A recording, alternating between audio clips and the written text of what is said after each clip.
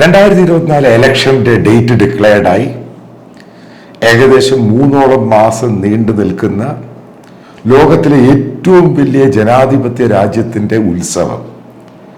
അതാണ് basically Indian ഇലക്ഷനെ പറ്റി global media ഇതിനെപ്പറ്റി പറയുന്നത്. അത് സത്യം തന്നെയാണ്. ഒരു ജനാധിപത്യത്തിൻ്റെ ഒരു ഗ്ലോബൽ ഫെസ്റ്റിവലാണ് ഇന്ത്യയിൽ നടക്കാൻ പോകുന്നത്. പക്ഷെ പല ഇലക്ഷനും ഞാൻ കണ്ടിട്ടുണ്ട്, പാർലമെന്റ് ഇലക്ഷനും നിയമസഭാ ഇലക്ഷനും ഒക്കെ. പക്ഷെ 2024 ഇലക്ഷന് ഒരു ത്രില്ലില്ല. എന്താണ് അതിൻ്റെ കാരണം? അതിലോട്ടാണ് കയറുന്നത്. അതായത് ഇലക്ഷൻ എന്ന് പറയുന്നത് എപ്പോഴും ഇന്ത്യയിൽ ഉണ്ടാകുമ്പോൾ ഒരു ലെവൽ പ്ലേയിങ് ആണ്. അതായത് ലെവൽ ഫീൽഡിൽ ഒരു പാർട്ടി മത്സരിക്കുന്നു, മറ്റൊരു പാർട്ടി മത്സരിക്കുന്നു. അതായത് ഒരു ലെവൽ ഫീൽഡിലാണ് അതേപോലെയുള്ള മത്സരങ്ങൾ കൊടുക്കുന്നത്. ലെവൽ പ്ലേയിങ്, അതാണ് ആ വാക്കിൻ്റെ അർത്ഥം.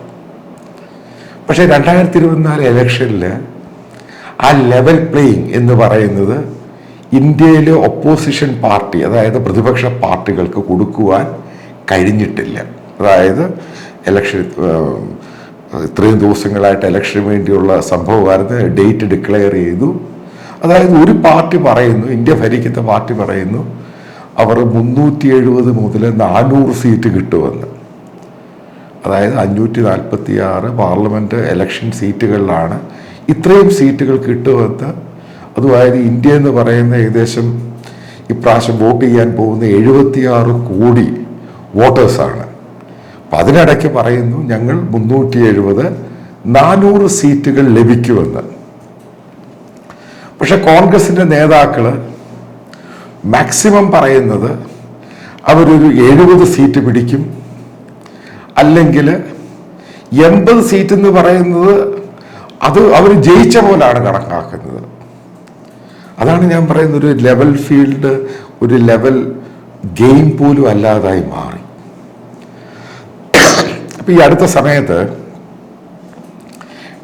തമിഴ്നാട്ടിലെ DMKയുടെ ഒരു മന്ത്രി ഈ ടെലിഫോൺ സംഭാഷണത്തിലൊരു കാര്യം പറഞ്ഞു എന്നോട്. അപ്പം പുള്ളി പറയുക, ഞങ്ങളും മത്സരിക്കുന്നുണ്ട് ഇപ്രാവശ്യം തമിഴ്നാട്ടിൽ. പക്ഷേ ഈ മത്സരം എന്ന് പറയുന്നത് ഞങ്ങൾക്കറിയാം, ഇപ്രാവശ്യം ഇലക്ഷൻ കഴിയുമ്പോൾ BJP ആണ് അധികാരത്തിൽ വരുന്നത്. പക്ഷേ ഇലക്ഷനാണ്, അപ്പം അതിൻ്റെ ഭാഗമായിട്ട് ഞങ്ങൾ മത്സരിക്കുന്നു. അതല്ലാതെ ജയിച്ചിട്ട് ഞങ്ങളുടെ പിന്തുണയോടുകൂടി അവിടെ അധികാരത്തിൽ വരുന്നു അതിനെപ്പറ്റി ചിന്തിക്കുക, അങ്ങനെ സംഭവമേ ചിന്തയില്ല. അതായത് അവർ നിൽക്കുന്ന കോൺഗ്രസിൻ്റെ മുന്നണി സംഘടന അത് പൂർണ്ണമായിട്ടും പൊളിഞ്ഞുപോയി. അപ്പം എന്നോട് പറഞ്ഞൊരു കാര്യമുണ്ട് പുള്ളി, ചിലപ്പോൾ ഈ 2024 ഇലക്ഷൻ കഴിയുമ്പോൾ പഴയ പോലെ ആയിരിക്കുകയില്ല DMKയുടെ നിലപാട് കേന്ദ്രം ഭരിക്കുന്ന BJPയോടും മോദിയോടും. അപ്പം ഞാൻ ചോദിച്ചു അതെന്താ കാരണം എന്ന് ചോദിച്ചു. പുള്ളി പറഞ്ഞത്, എന്തിനാണ് BJPയുടെ സെൻട്രൽ ലീഡർഷിപ്പിനും പ്രധാനമന്ത്രിയോടും അടിയുണ്ടാക്കി മുന്നോട്ട് പോകുന്നത്? അതിൽ യാതൊരു കാര്യവുമില്ല, അതിലൊരു ഗുണവും സംസ്ഥാനത്തിന് ഉണ്ടാകാൻ പോകുന്നില്ല, പോയിട്ടുമില്ല. അവിടെ ആകെ ഉണ്ടായേക്കുന്ന പ്രശ്നങ്ങൾ മാത്രമാണ് ഗവർണർ വെച്ച പ്രശ്നങ്ങൾ. മറ്റു പല DMKയുടെ MP അറസ്റ്റിലാവുന്നു. അതായത് പല ബില്ലുകളും മുന്നോട്ട് പോകാൻ സാധിക്കുന്നില്ല. എത്രമാത്രമാണ് ഫൈറ്റ് ചെയ്യാൻ പറ്റുന്നത് ഒരു ഫെഡറൽ സിസ്റ്റത്തിനകത്ത്?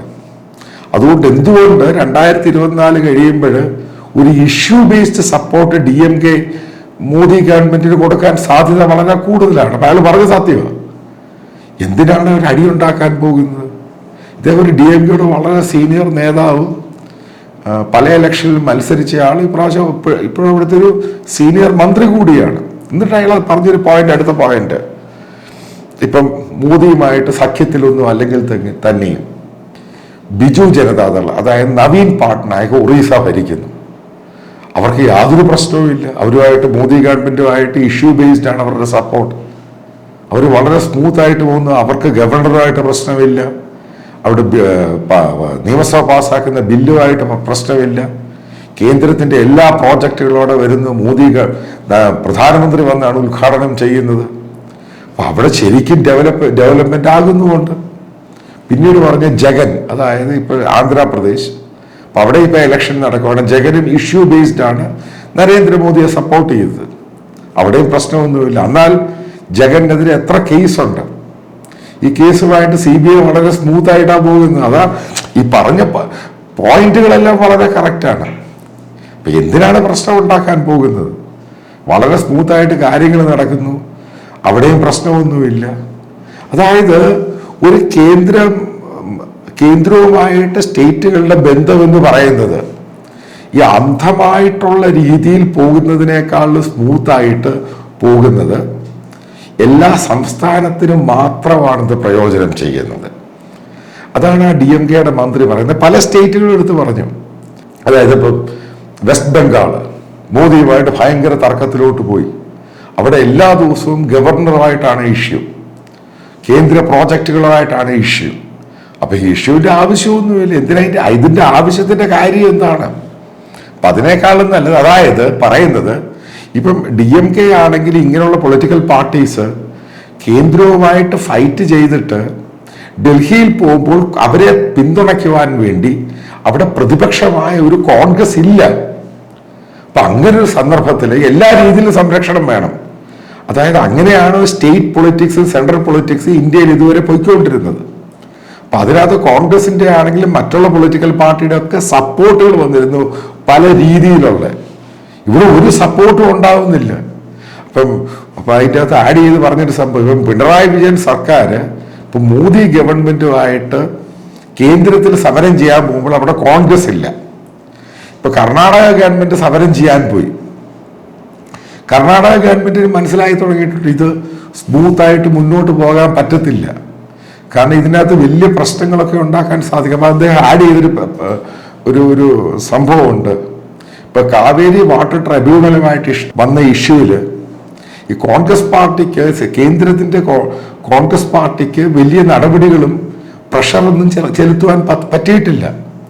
പക്ഷെ അവിടെയും കഴിഞ്ഞ 10 വർഷമായിട്ട് അവിടെ ഒരു പ്രശ്നവുമില്ലാതെ സ്മൂത്തായിട്ട് കൊണ്ടുപോകുന്നതിന്റെ കാരണം BJPയും മോദിയും കൊണ്ടാണ്. അല്ലായിരുന്നെങ്കിൽ എത്രയോ പ്രാവശ്യം ഈ വെള്ളം തടച്ചിലുമായിട്ട് പ്രശ്നം ഉണ്ടായിരുന്നു. അതൊന്നും ഒരു പ്രശ്നമേ അല്ല, വളരെ സ്മൂത്തായിട്ട് കാര്യങ്ങൾ നടക്കുന്നു. ഇതെല്ലാം കൂടെ വെച്ചിട്ടാണ് പുള്ളി ഈ പറഞ്ഞത്. ഇനി നമ്മൾ ഈ ലെവൽ പ്ലേയിങ് അതിലോട്ട് പോകാം. എന്താണ് ഇനി സംഭവിക്കാൻ പോകുന്നത്? ഇപ്പം ഈ പറയുന്ന കോൺഗ്രസ് പറയുന്നു അവർക്ക് 60 സീറ്റ് അല്ലെങ്കിൽ 70 സീറ്റ് 80 സീറ്റ് കിട്ടുവാണെങ്കിൽ അവർ ഈ ഇലക്ഷന് ജയിച്ചു എന്നാണ് പറയുന്നത്. ഇവിടൊക്കെ നമ്മൾ മനസ്സിലാക്കേണ്ട ഒരു പ്രധാനപ്പെട്ട കാരണമുണ്ട്, ഒരു സംഭവമുണ്ട്.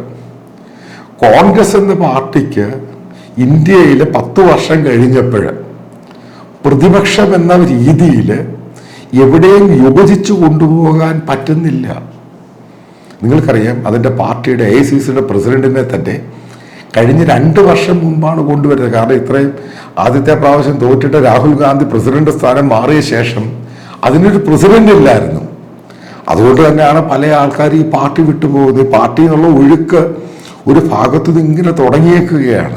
അപ്പം നമ്മളിനി ഏറ്റവും പ്രധാനപ്പെട്ട രീതിയിൽ മനസ്സിലാക്കാൻ പോകുന്നത്, അതായത് 15 വർഷം കഴിയുമ്പോൾ, അതായത് മോദി 15 വർഷം ഭരിക്കുമ്പോൾ, ഇപ്പോഴും മോദി പറയുന്നത് 2024 മാത്രമല്ല, അദ്ദേഹം നോക്കുന്നത് 2047 അന്നാണ് ഇന്ത്യ ലോകത്തിലെ 3ാമത്തെ ഏറ്റവും വലിയ ശക്തിയായിട്ട് വരുന്നത്. അപ്പം ആ രീതിയിലാണ് മോദി 3.0 അല്ല, 4.0 അല്ല, ഏതാണ്ട് 8.0 ആണ് മോദി പദ്ധതി ഇട്ടേക്കുന്നത്.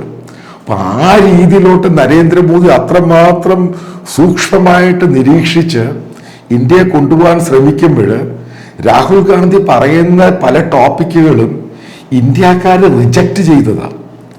ഏത്? ജാതി മത രീതിയിലുള്ള പ്രീണനം. ഇപ്പൊ പറയുന്നു 50% സ്ത്രീകൾക്ക് കേന്ദ്ര സർക്കാരിൽ ജോലി കൊടുക്കും.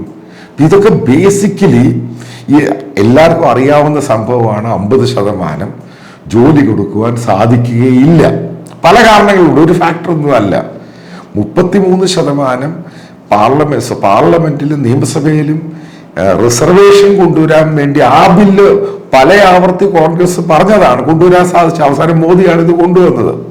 അപ്പൊ ഇതൊക്കെ ചുമ്മാ വിടുകയാണെന്നും ഈ പറയുന്ന 50% ജോലി കേന്ദ്ര സർക്കാരിൽ ഈ പറയുന്ന സ്ത്രീകൾക്ക് കൊടുക്കുമെന്നൊക്കെ പറയുന്നത്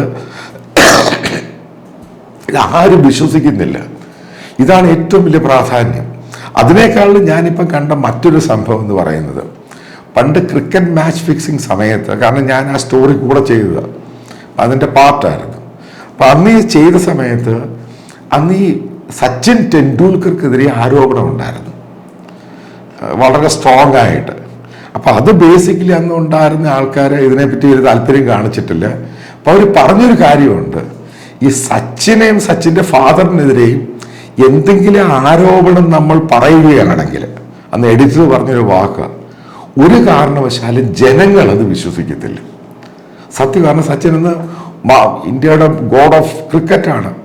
കാരണം സച്ചിൻ മുഖാന്തരമാണ് ഇന്ത്യയുടെ പല കളികളും ത്രില്ലിംഗ് ആവുന്നത്. അപ്പം അതേപോലെയാണ് ഇലക്ട്രോൾ ബോണ്ടുമായിട്ട് ബന്ധപ്പെട്ട്, അതായത് സുപ്രീം കോടതി പറഞ്ഞ SBI കാണിച്ച സംഭവത്തിലും മോദിക്കെതിരെ, അതായത് BJPക്കെതിരെ മോദിക്കെതിരെ ടാർഗറ്റ് ചെയ്യുമ്പോൾ അത് എവിടെയും പോകുന്നില്ല. ഇതാണ് ഏറ്റവും വലിയ പ്രശ്നം. ഇതിൻ്റെ കാരണം ശരിക്കും ആൾക്കാർ വിശ്വസിക്കുന്നില്ല. അതായത് ഇന്ത്യയിലെ മഹാഭൂരിപക്ഷം ജനങ്ങൾക്കും അവർക്ക് കഴിഞ്ഞ 10 വർഷം കൊണ്ട് മോദി എന്താണെന്നും ഇന്ത്യയെ ഏതൊക്കെ രീതിയിലാണ് വികസിതമായ രീതിയിലോട്ട് മാറ്റിയതെന്നും എന്തൊക്കെ ഡെവലപ്മെന്റ്സ് ആണ് BJP പറഞ്ഞതും മോദി പറഞ്ഞതും കൊണ്ടുവന്ന് ജനങ്ങളുടെ മുമ്പിൽ വളരെ വിസിബിളായിട്ട് കാണിച്ചെന്നും അവർക്കറിയാം. ഇത് വളരെ വിസിബിളാണ്. അപ്പം അതിനേക്കാളും വലിയ രീതിയിൽ ഇപ്പം എന്താരോപണം വന്നാലും ഇതെല്ലാം തട്ടിത്തെറിക്കത്തെ. പിന്നെ ഇത് ഒരു ഡെൻഡിങ് ആണ്, ഇതിവിടെ ഇങ്ങനെ കിടക്കും.